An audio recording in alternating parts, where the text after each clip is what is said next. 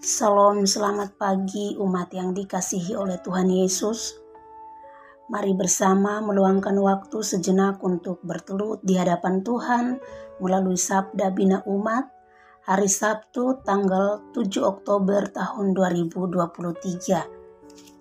Sebelum kita membaca dan merenungkan firman Tuhan pagi ini, mari kita memuji Tuhan dari nyanyian Kidung Jemaat 17 ayat yang pertama.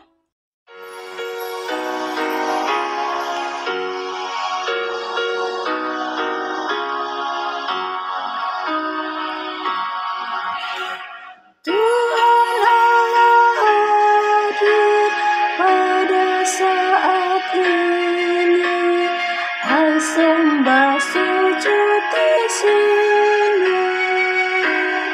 Diam dengan hormat, tubuh serta jiwa, tunduklah menghadap Dia.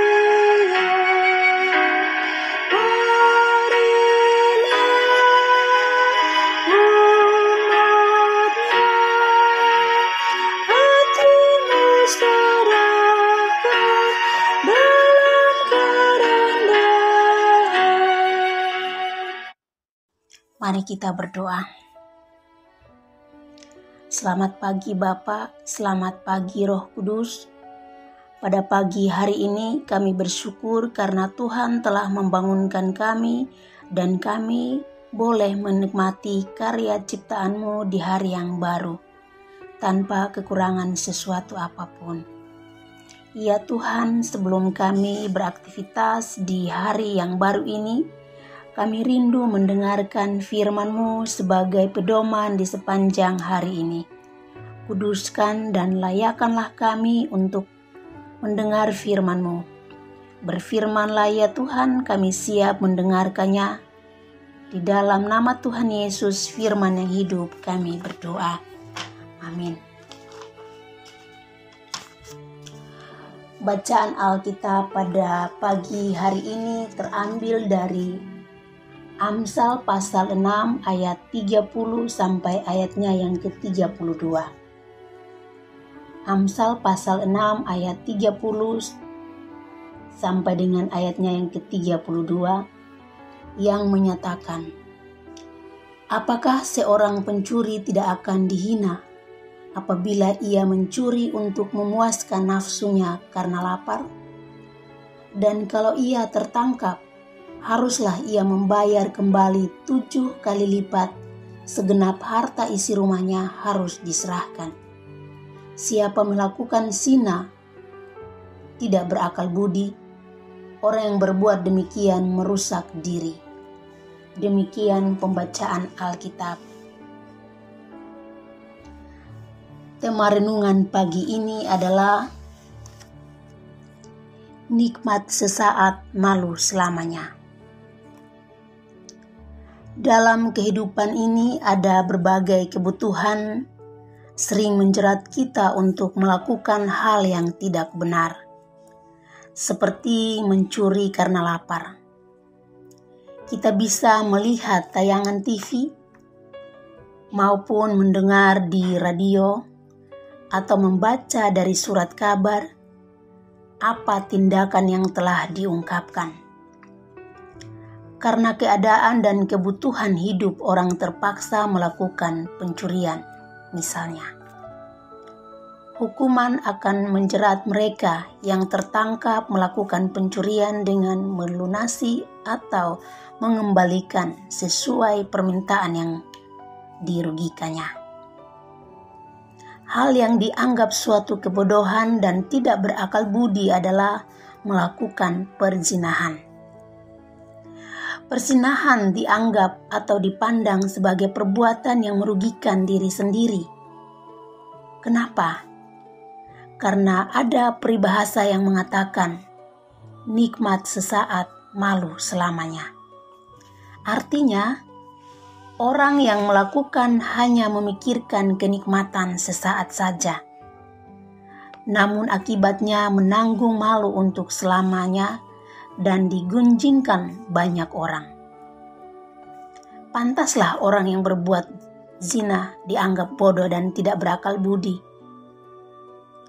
Orang yang melakukannya tidak menghargai dan menghormati pasangan hidup yang telah dipersatukan Tuhan melalui lembaga perkawinan negara maupun pemberkatan gereja. Setiap keluarga tentu ada salib yang harus mereka pikul. Tetapi perselingkuhan jangan menjadi solusinya. Sebab dampaknya luar biasa. Perselingkuhan akan berakibat bukan hanya kepada diri yang melakukannya, tetapi juga merusak kehidupan keluarga, masa depan anak-anak menjadi korban, serta merusak kehidupan dalam masyarakat. Masalah yang terjadi dalam masyarakat berbagai rupa, sebab seperti dua hal tersebut akan merusak kehidupan dalam tatanan masyarakat. Karena ada orang yang dirugikan oleh perbuatan tersebut. Dari dua hal tersebut, penulis Amsal mengingatkan agar menghormati pasangan hidup dengan terus menjaga dan memeliharanya. Selain itu, menjadikan keluarga yang tidak meresahkan di masyarakat, tetapi menjadi keluarga yang dipuji dan dihormati karena Tuhan dinampakkan di dalamnya. Amin. Umat yang dikasihi Tuhan, mari kita kembali memuji Tuhan dari Kidung Jemaat 17 ayatnya yang kedua.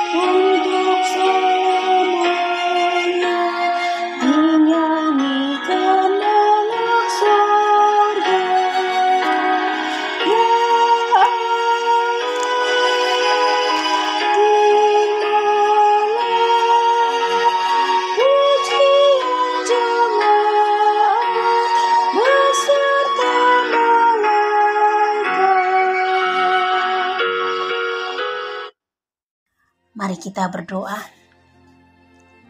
Kembali kami bersyukur atas firman-Mu yang telah kami dengarkan. Kiranya Roh Kudus menolong kami untuk kami mencintai pasangan hidup yang sudah Tuhan beri seumur hidup.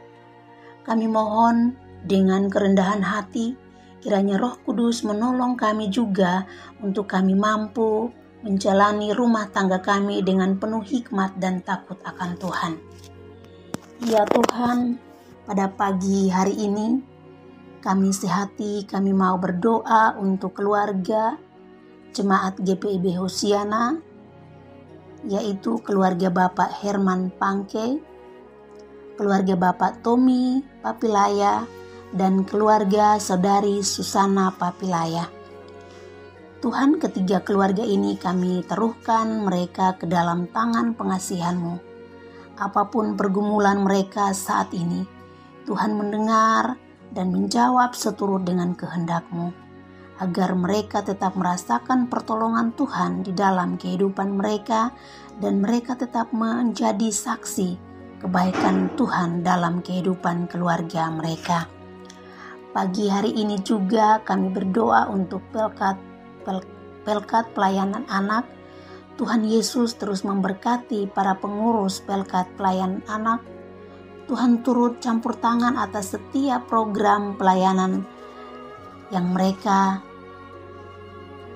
kerjakan dan rencanakan.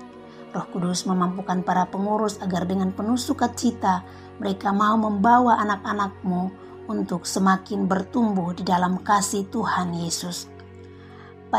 Pada kesempatan ini juga kami berdoa untuk Majelis Sinode dalam segala program pelayanan yang telah direncanakan, bahkan yang sedang berjalan.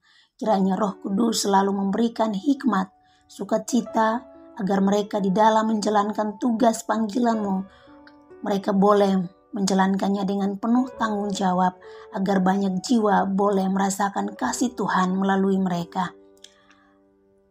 Kami juga berdoa untuk jemaat Tuhan dan para presbiter yang tidak setia di dalam ibadah-ibadah.